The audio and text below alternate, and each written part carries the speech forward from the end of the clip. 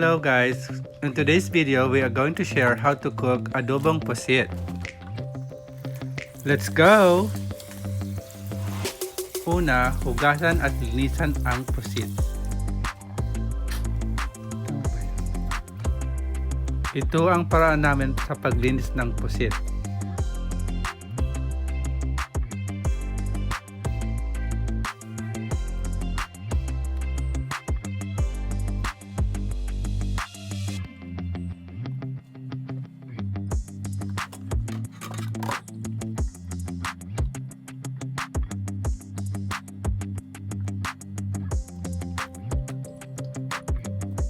Pagkatapos linisan, hugasan ito ng 3 beses.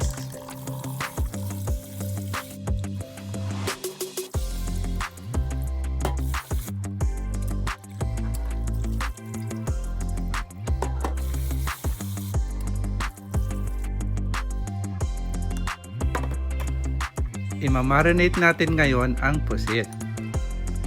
Maglagay ng 3 kutsarang toyo.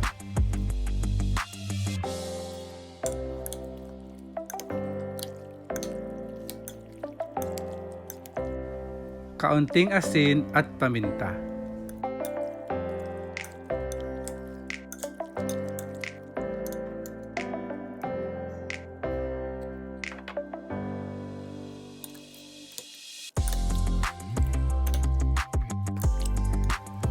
Itabi ito at ihanda ang ibang sangkap.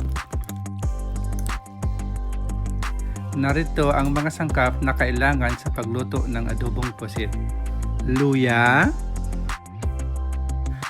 bawang, sibuyas, lemon o kalamansi, toyo, asukal, asin at paminta, pusit, at cooking oil.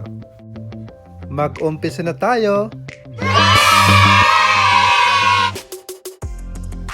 Ilagay ang cooking oil, igisa ang luya,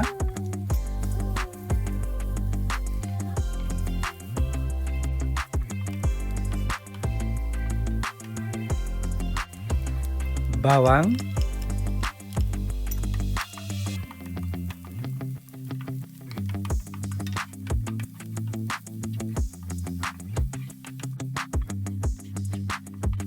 at sibuyas.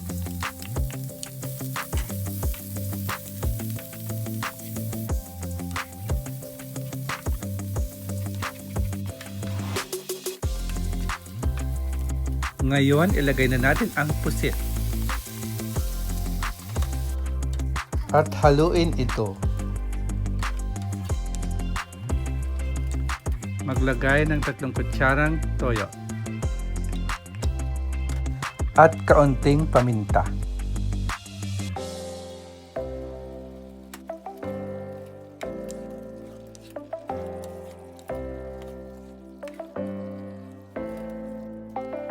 Maglagay ng 1 kutsaritang asukal para mabalanse ang lasa.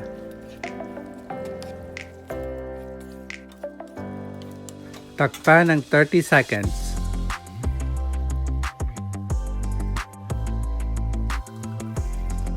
As you can see, there are more liquid in the pan, though we didn't add water. And you will notice that squid is getting smaller. Let the liquid evaporate.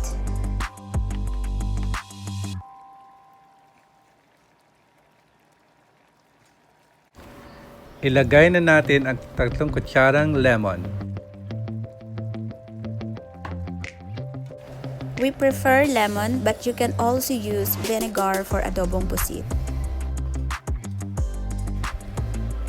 Stir for 2 minutes or until liquid evaporates.